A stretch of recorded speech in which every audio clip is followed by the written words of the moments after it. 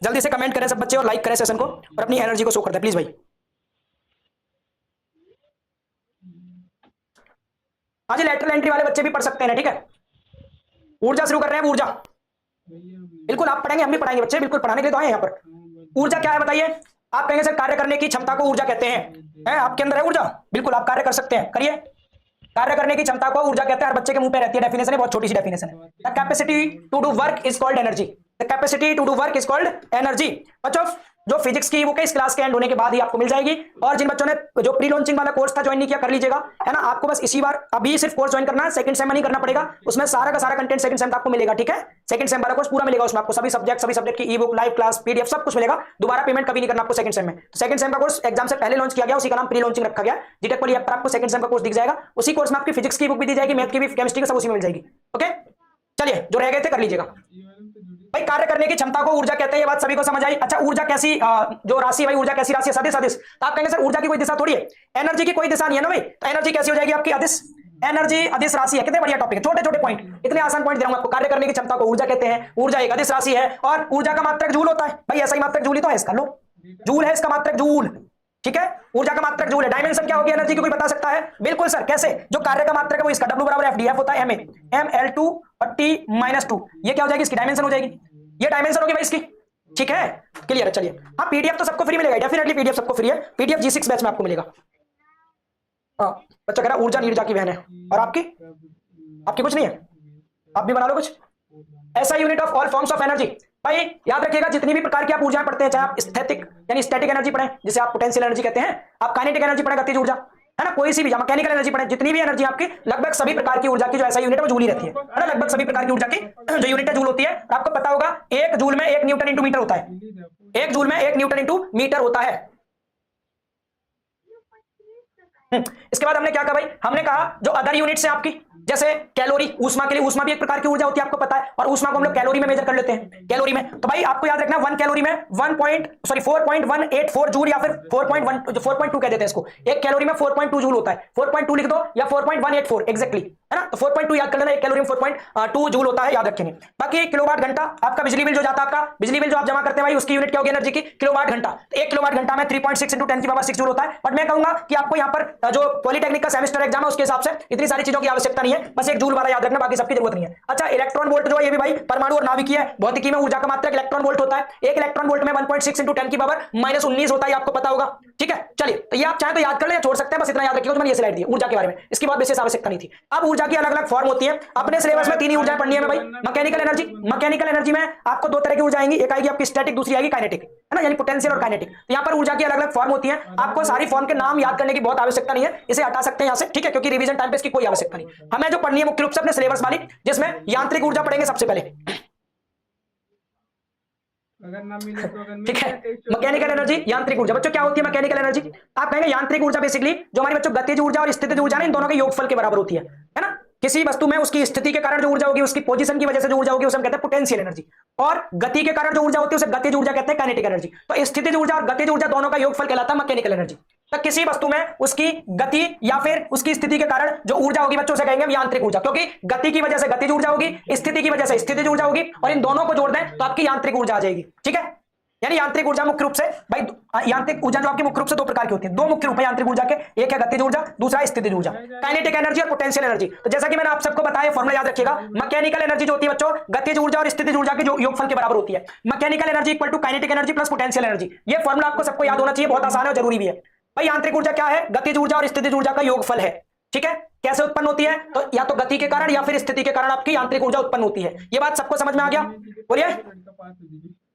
हाँ अब बात करते हैं पहले गतिज ऊर्जा की, फिर स्थितिज ऊर्जा की, क्योंकि इन दोनों की वजह से हमारी जो एनर्जी बच्चों वो आ रही है, ठीक है। सर जी हमारे प्रश्न का उत्तर नहीं दे रहे, अभी तो पहले अपने प्रश्न का उत्तर दे लूंगा आपको, फिर आपके प्रश्न का दूंगा, ठीक है। क्योंकि अभी पहले रिवीजन सेशन चल रहा है बच्चे, इसमें एक कमेंट उठा के पढ़ेंगे तो बहुत टाइम लग जाएगा, पढ़ाई नहीं हो पाएगी। पेपर का समय आप अपने सवाल क्यों पूछ रहे हैं? पहले जो पढ़ा रहे हैं इस पर फोकस करिए ना। अगर ये समझ नहीं आ रहा तो पूछिए कि सर ये चीज समझ नहीं आई, क्योंकि ये समय रिवीजन वाला है बच्चे, इस समय आपके अलग अलग तरह के सवाल इधर नहीं ले सकते ना। अगर आपके कमेंट पढ़ेंगे तो 12 घंटे में एक चैप्टर भी नहीं हो पाएगा। तो जरूरी है कि आप अभी सर की बातों को सुने, सर जो पढ़ा रहे हैं उस पर फोकस करें, उसी को पढ़ें, वही पेपर में भी आना डेफिनेटली आना है, ओके। बाकी कोई छोटे मोटे डाउट है आपके टॉपिक से रिलेटेड तुरंत पूछा मुझसे, बता दूंगा। बातें करेंगे तो क्या देख पाएंगे कमेंट। अब गतिज ऊर्जा, जैसा कि मैंने बताया, वस्तु में भाई गति के कारण जो ऊर्जा होगी, किसी वस्तु में गति की वजह से जो ऊर्जा स्टोर होगी बच्चों से क्या कहेंगे? उसे कहेंगे गतिज ऊर्जा, है ना। किसी वस्तु में गति के कारण निहित ऊर्जा को गतिज ऊर्जा कहते हैं, है ना। किसी वस्तु की गतिज ऊर्जा उस कार्य का माप होता है बच्चों जो कि वस्तु विराम अवस्था से गति की अवस्था में या फिर गति की अवस्था से विराम अवस्था में लाने के लिए करती है। यानी अगर किसी वस्तु का विराम अवस्था से गति की अवस्था में लाना चाहते हैं तो उस पर जो कार्य करेंगे वो आपकी गतिज ऊर्जा हो जाएगी, वही तो होगी गतिज ऊर्जा। ठीक है, वेरी गुड। अब इसके फॉर्मूले की बात करेंगे, गतिज ऊर्जा का फॉर्मूला क्या होगा। ठीक, तो हमने यहाँ पर कहा बच्चों क्या कि मान लो m द्रव्यमान का कोई एक पिंड है आपका, इसका द्रव्यमान कितना है, हमने कहा बच्चों माना m द्रव्यमान का एक पिंड है, एक पिंड जो किसी क्षैतिज तल पर रखा हुआ है जैसा कि आप देख पा रहे हैं। अब हमने इस पिंड पर क्या किया, इस पर बाहरी बल F लगा दिया। हमने बाहर से एक बल F लगाया, शुरू में पिंड जो था आपका रेस्ट में था, है ना, रुका हुआ था। अब इसको रेस्ट से गति की अवस्था में लाना चाहते हैं, तो हमने F बल लगाया जिसके कारण पिंड में एक त्वरण उत्पन्न हो गया बच्चों, एक त्वरण उत्पन्न हो गया। ठीक है, और क्या हुआ, और जो आपका पिंड है वो बल की दिशा में S दूरी विस्थापित हो जाता है। अगर ये S दूरी विस्थापित हो गया तो बताइए इसकी गतिज ऊर्जा क्या होगी। कितने बच्चे बता सकते हैं इसकी गतिज ऊर्जा, बोलिए। हाँ जी, बच्चे एनर्जी को बनाए रखें, एनर्जी डाउन ना करें। ठीक है, सभी बच्चे एनर्जी को बनाए रखें, कोई बच्चा एनर्जी को डाउन ना करे। क्लियर, तो यहाँ पर आप चाहे तो इसका डेरिवेशन कर सकते हैं, वैसे डेरिवेशन की आवश्यकता नहीं, फिर भी आप करना चाहे तो कर सकते हैं। तो आप सबने एक फॉर्मूला पढ़ा होगा भाई, क्या F बराबर ma, आप सबने F बराबर ma पढ़ा है, मैं कहूंगा बिल्कुल पढ़ा है। अब मैंने कहा a की वैल्यू क्या होगी, तो आप कहेंगे सर F बट्टे m होगी। a की वैल्यू क्या होगी, F बट्टे m, क्योंकि मैं m को उधर ले गया, तो त्वरण की वैल्यू समझ आ गई। अब यहाँ पर त्वरण की वैल्यू को समझने के बाद हमने क्या कहा भाई, हमने यहाँ पर कह दिया, अच्छा पीछे ये भी हमने यहाँ पर कह दिया। अब आप एक समीकरण लगाइए जो आप सबने पढ़ा होगा। ये समीकरण कितने बच्चों ने पढ़ा है भाई, कौन सा समीकरण, तो गति का जो तीसरा समीकरण है, गति का तीसरा समीकरण सबने पढ़ा है, तृतीय समीकरण। बोलिए, गति के तृतीय समीकरण से हम इसको प्रूव कर देंगे, इसकी वैल्यू क्या आएगी। गति के तृतीय समीकरण से क्या होता है भाई, गति का तीसरा समीकरण आप कहेंगे सर ये होता है बी स्क्वायर बराबर में यू स्क्वायर और प्लस में 2as। बात क्लियर है। अब हमने ये कहा कि बी स्क्वायर हमने ऐसे ही रखा, इसको सॉल्व करें भाई, इसको ये गति का तीसरा समीकरण है। हमने कहा v तो v हमारा, स्क्वायर कर दिया। u की वैल्यू क्या होगी भाई, प्रारंभ में बॉडी रेस्ट में थी, प्रारंभ में बॉडी रेस्ट में थी तो इसकी वैल्यू 0 हो गई, 0 प्लस में 2 इंटू बच्चे a की वैल्यू क्या है, a की वैल्यू आपकी f बट्टे m है।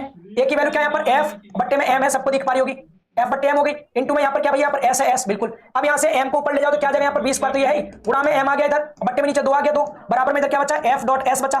f डॉट s बेसिकली क्या है हमारा, ये कार्य ही तो है भाई, f डॉट s क्या कार्य है, कार्य, इसी को ऊर्जा कह देंगे, इसे कार्य कह दो या ऊर्जा। हमारी ऊर्जा यहाँ से क्या आ गई, आप ये कह सकते हैं यहाँ देखा जाए तो 1 बट्टे 2 आ गया, और m है और b स्क्वायर है, देखो ना 1 बट्टे 2 m b स्क्वायर, ये किसके बराबर, ये क्या है, fs। fs कार्य होता है एक तरह का आपका कार्य, कार्य या आप इसे ऊर्जा भी कह सकते हैं, कार्य या फिर ऊर्जा कह दीजिए, ऊर्जा। तो ये जो ऊर्जा गति के कारण आई इसी को हम काइनेटिक एनर्जी कहेंगे। अतः हमारी काइनेटिक एनर्जी हो जाएगी 1 बट्टे 2 एम बी स्क्वायर, 1 बट्टे 2 एम बी स्क्वायर आपकी काइनेटिक एनर्जी हो गई, तो मुझे उम्मीद है कि सब बच्चों को समझ में आई होगी।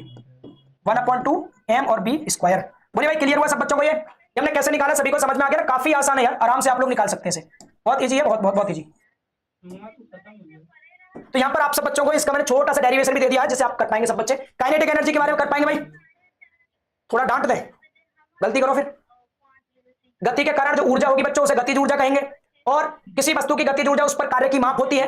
वस्तु को विराम अवस्था से गति की अवस्था में लाने के लिए जो ऊर्जा होगी भाई, है ना, या विराम अवस्था से गति की अवस्था में लाने के लिए जो कार्य किया जाएगा वही आपकी ऊर्जा हो जाएगी। तो हमने कह दिया कोई बॉडी है जिसका मास, हमने कहा बच्चों कितना m मास है इसका, m मास की बॉडी शुरू में रेस्ट में थी, यानी इनिशियल वेलोसिटी 0 है। अब हमने इस पर बाहर से एक F बल लगाया और बल की दिशा में S विस्थापित कर दिया वस्तु को, और फाइनल वेलोसिटी इसकी v हो गई v। तो इस केस में हमने कहा F बराबर m होता है, a निकाला, F बट्टे m आया, एक समीकरण बन गया। अब हमने यहाँ पर गति का तीसरा समीकरण लगाया, बी स्क्वायर बराबर यू स्क्वायर प्लस 2s, ये गति का तीसरा समीकरण लगा दिया भाई यहाँ पर हमने। ये जो गति का तीसरा समीकरण आप देख पा रहे हैं, बी स्क्वायर बराबर you square plus 2s, you की वैल्यू 0 थी, 2 लिख दिया, f की a की जगह f बट्टे m रख दिया, पीछे समीकरण 1 से s सेम है आपका, तो यहाँ से भाई क्या हो गया, m को ऊपर लेकर b स्क्वायर गुणा m, 2 नीचे आ गया fs। तो ये क्या 1 बट्टे 2 m b स्क्वायर ही तो है, और इसको f डॉट s कार्य या ऊर्जा होता है, तो आपकी काइनेटिक एनर्जी होगी गतिज ऊर्जा half m b square. Clear है, अब आगे बढ़ते हैं। अब गतिज ऊर्जा में और संवेग में क्या संबंध है, कितने बच्चे निकाल पाएंगे भाई, गतिज ऊर्जा में और संवेग में क्या संबंध है, कौन कौन बच्चा कर सकता है, जल्दी से बताएं आप कहेंगे सर, आप कहेंगे सबसे पहले हमें पता है, मान लो किसी पिंड का द्रव्यमान m है और वेग v है, सब बच्चे बताएं संवेग का फॉर्मूला क्या होता है। संवेग बताइए बच्चों, जिसे आप मोमेंटम कहते हैं,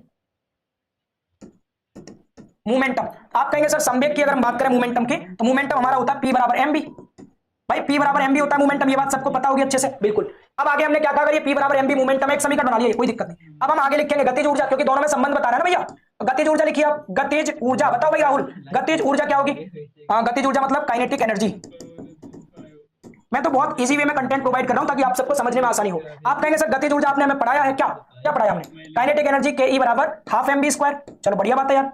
अब मैंने क्या कहा, ऊपर हमें क्या करना है भाई, ऊपर m से गुणा कर दो, नीचे भी m से, इससे क्या होगा देखिए तो सही, ऊपर नीचे m से गुणा कर दिया तो क्या आएगा, देखिए आप कहेंगे ये काइनेटिक एनर्जी जो हमारी आ रही है, काइनेटिक एनर्जी ये बराबर होगी 1 बट्टे 2। अब देखो भाई ऊपर क्या हो गया, m और b का होल स्क्वायर हो जाएगा, क्योंकि यहाँ पर m पे भी 2 घात b पे भी 2 घात, m b का होल स्क्वायर हो गया, क्लियर। और नीचे क्या बचा, नीचे m बचा, यानी m b को हम p कह देंगे बच्चों, m b p है ना समीकरण 1 में, तो काइनेटिक एनर्जी बराबर क्या आ गई बाबू, काइनेटिक एनर्जी बराबर आ गई आपकी p square upon 2m, p square upon 2m। ये बात सबको समझ आई ना, बोलिए p स्क्वायर अपॉन 2m, ये आपकी वैल्यू आ गई है, जो मुझे लगता है हर बच्चे को समझ में आ गया होगा। आसान है, रूम में पड़े पड़े पता नहीं चला, बाहर जब देखा वहीं क्या क्या बातें कर रहे हैं आपस में आप, ये फिजूल की बातें कर रहे हैं। p²/2m सबको समझ आएगा बहुत अच्छे तरीके से, ठीक है। चलिए बहुत बढ़िया बात है। तो ये आपको बच्चों सबको क्लियर हो गया, अच्छे तरीके से बताएं मुझे सारे बच्चे। ओके, बोलिए जल्दी से समझ आ गया। अच्छा, इसी में अगर मुझे रोटेशनल वाली काइनेटिक एनर्जी बतानी हो तो रोटेशनल काइनेटिक एनर्जी पता क्या है? देखो यहां पर हमने पढ़ा लीनियर वाली काइनेटिक एनर्जी क्या थी, हमारी काइनेटिक एनर्जी हाफ थी और mv² थी। अगर मैं इसको रोटेशनल में चेंज करूंगा तो मास की जगह आ जाएगा बच्चों आपका क्या? मास की जगह आ जाएगा मोमेंट ऑफ इनर्शिया I, और जो रेखीय वेग है इसकी जगह आ जाएगा ओमेगा, है ना। बस इतना काम करना है आपको। अगर आपको कोणीय गतिज ऊर्जा पूछ ले, घूर्णन गतिज ऊर्जा पूछ ले, तो आप कह देंगे किसी वस्तु के किसी अक्ष के परत घूम रही, अगर कोई वस्तु है बच्चों, कोई वस्तु आपकी किसी सिरे या किसी अक्ष कह देना, किसी सिरे अक्ष के परत है घूम रही है ना, किसी भी सिरे अक्ष के परत, आप सिर्फ अक्ष लिखना, सिरे हटा दो। कोई वस्तु है किसी अक्ष के परत अगर घूम रही है बच्चों ना, माना कोई वस्तु किसी अक्ष के परत घूम रही है, तो इस अवस्था में उसमें जो गतिज ऊर्जा होगी उसे हम कहेंगे घूर्णन गतिज ऊर्जा। भाई घूमने की वजह से जो गतिज ऊर्जा आएगी उसे कहते हैं घूर्णन गतिज ऊर्जा। और घूर्णन गतिज ऊर्जा के लिए क्या होगा फॉर्मूला हमारा भाई? इसमें हम कहते हैं रोटेशनल, बच्चों रोटेशनल काइनेटिक एनर्जी जो होगी हमारी वो क्या होगी? जैसे हाफ mv² होता है ना, उसी में हाफ कर देंगे, m की जगह पे क्या लिख देंगे बच्चों? m की जगह यहां पर आपका मास है, ये आपका इनर्शिया का काम करेगा, इनर्शिया है ना, इनर्शिया। और जो आपका रेखीय वेग है उसकी जगह कोणीय वेग ओमेगा आ जाएगा। तो आपका फॉर्मूला क्या हो जाएगा यहाँ पर? आप कह देंगे इसका फॉर्मूला होगा हाफ I ओमेगा²। I आपका मोमेंट ऑफ इनर्शिया होता है, ओमेगा कोणीय वेग होता है। ये भी आप लोग याद रख सकते हैं, नॉर्मली छोटा सा फॉर्मूला आप याद रख सकते हैं, ठीक है। चलिए अब बात करते हैं बच्चों पोटेंशियल एनर्जी की। हमने गतिज ऊर्जा पढ़ ली, अब गतिज ऊर्जा के बाद क्या पढ़ेंगे हम? अब हम पढ़ेंगे बच्चों यहाँ पर स्थितिज ऊर्जा। गतिज ऊर्जा कैसे आ रही थी वस्तु में? उसकी गति के कारण। भाई गतिज ऊर्जा कैसे आ रही थी? आप कहेंगे गतिज ऊर्जा आ रही थी किसी वस्तु में उसकी स्थिति की वजह से आएगी, स्थितिज ऊर्जा। गतिज ऊर्जा गति के कारण थी, तो स्थिति या फिर अवस्था के कारण, स्टेट के कारण जो उसमें ऊर्जा आएगी बच्चों से कहेंगे हम स्थितिज ऊर्जा। एक बात बताओ, P for potential, P for position. तो पोजीशन की वजह से कोई वस्तु कहां पर स्थित है? जमीन पर है, जमीन से ऊपर है, कितनी ऊपर है ना, जो ऊंचाई पर डिपेंड करती है। मान लो आपका ये जमीन है भैया, मान लीजिए ये क्या है? जमीन है, जमीन यहाँ पर ये हमने ग्राउंड सरफेस ले लिया ये वाला। अब आपने ग्राउंड सरफेस से किसी वस्तु को आप ऊपर ले गए, ग्राउंड सरफेस से आप किसी वस्तु को ऊपर ले गए, और कितनी ऊपर ले गए? मान लो यहाँ पर h ऊंचाई ऊपर है, वस्तु कहां पर है आपकी? h ऊंचाई ऊपर है, वस्तु यहाँ पर है, वस्तु यहाँ, ये वस्तु है h ऊंचाई ऊपर, जिसका द्रव्यमान m है। m द्रव्यमान की वस्तु जो ये वाली, ये कहां पर बच्चों? h ऊंचाई ऊपर है, जमीन से नीचे से। तो अब इसकी स्थिति क्या है? h ऊंचाई पर है, तो इसकी स्थिति की वजह से जो इसमें ऊर्जा आएगी उसे हम कहेंगे स्थितिज ऊर्जा, ठीक है। इसको बच्चों हम u से रिप्रेजेंट करते हैं, कैपिटल U से। इसकी वैल्यू नॉर्मली अगर बात करें u बराबर क्या होती है? mgh होती है, आप सबको शायद पता होगा ये। इसकी वैल्यू क्या होती है बच्चों? mgh होती है, ये बात आप सबको मुझसे भी बेहतर पता होगी। क्लियर है? वेरी गुड, आप बहुत अच्छे से बता पा रहे हैं, कमेंट में आप सब बच्चे काफी अच्छा कर रहे हैं, बहुत अच्छे से बता रहे हैं, वेरी गुड। बारिश हुई के साथ चलिए बहुत बढ़िया। तो यहां पर ये बात सब बच्चों को समझ आ गई स्थितिज ऊर्जा के बारे में, ठीक है। अब आगे बढ़े भाई थोड़ा सा, अब आगे बढ़ते हैं, और आगे बढ़ के हम क्या समझते हैं? वर्क एनर्जी थ्योरम जो इंपॉर्टेंट पार्ट है ना। आपको यहां तक तो नहीं रखना था। मैकेनिकल एनर्जी जो थी आपकी वो क्या थी? मैकेनिकल एनर्जी आपकी काइनेटिक एनर्जी और पोटेंशियल एनर्जी के योगफल के बराबर थी, इतना आपने कह दिया। इसके भाई मैकेनिकल एनर्जी जो थी आपकी काइनेटिक एनर्जी और पोटेंशियल एनर्जी के योगफल के बराबर थी। फिर हमने काइनेटिक एनर्जी पढ़ ली हाफ mv², ठीक है। इसके बाद फिर हमने बच्चों क्या पढ़ लिया? इसके बाद हमने पढ़ लिया कि जो आपकी पोटेंशियल एनर्जी थी mgh वो पढ़ लिया। इसमें इतना काफी आ रहा कि पोटेंशियल एनर्जी के अलग अलग टाइप होते हैं और उनकी विशेष आवश्यकता आपको नहीं है करने की, ठीक है, उनकी जरूरत नहीं है आपको। अब आ जाइए वर्क एनर्जी थ्योरम पर जो इंपॉर्टेंट पार्ट है। बाकी बीच में जो आपकी ऊर्जा थी हमने वो पढ़ा दी है, उससे ज्यादा आपको ऊर्जा के बारे में नहीं सोचना है, ठीक है, उससे ज्यादा आपको परेशान नहीं होना है। जो मेन था ना मैंने करा दिया है, ठीक है भाई। चलिए तो यहां पर अगर हम बात करें, अब हमारा आ गया कार्य ऊर्जा प्रमेय, जो काफी इंपॉर्टेंट रहेगा आप सबके लिए। कार्य ऊर्जा प्रमेय, पोटेंशियल एनर्जी, फिर अब कार्य ऊर्जा प्रमेय। तो कार्य ऊर्जा प्रमेय कितने बच्चे जानते हैं? लाइव चैट बंद कर दीजिए, बंद आपके एंड से हो जाएगा। आप जो है रोटेट कर लो फोन को, और रोटेट करके दूर रखो तो आपको नहीं देखना पड़ेगा फोन को, ठीक है। चलिए कितने बच्चे जानते हैं कार्य ऊर्जा प्रमेय के बारे में? भाई क्या होती है कार्य ऊर्जा प्रमेय? बहुत इंपॉर्टेंट है बच्चों, ये कार्य ऊर्जा प्रमेय क्या है? बहुत इंपॉर्टेंट है, इसको वेरी इंपॉर्टेंट कर लेंगे। अब हम कार्य ऊर्जा प्रमेय की अगर बात करें, हाँ ये बहुत आसान पेपर आएगा आपका फिजिक्स का, और पूरे कंटेंट में से आपका पेपर फंसेगा। मैं 100% तैयारी कर रहा हूं यहाँ पर। मैं ऐसा भी नहीं कर रहा कि बस कुछ 2-4 सवाल मेन लिया बाकी छोड़ दिया, नहीं। अकॉर्डिंग टू द सिलेबस जब भी तैयारी की जाती है सबसे बेस्ट मानी जाती है। इससे बाहर एग्जामिनर पूछ ही नहीं सकता, सिलेबस से बाहर क्या ही पूछेगा। जो पढ़ा रहे हैं इसको बढ़िया से एक बार क्लास में पढ़ो, दोबारा इसी क्लास को डबल स्पीड में देख लेना, फिर इसके बाद पीडीएफ देख के चले जाना, या ई बुक आपके पास ई बुक देख के चले जाना काफी है। और रिवीजन वाली पीडीएफ को एग्जाम से जस्ट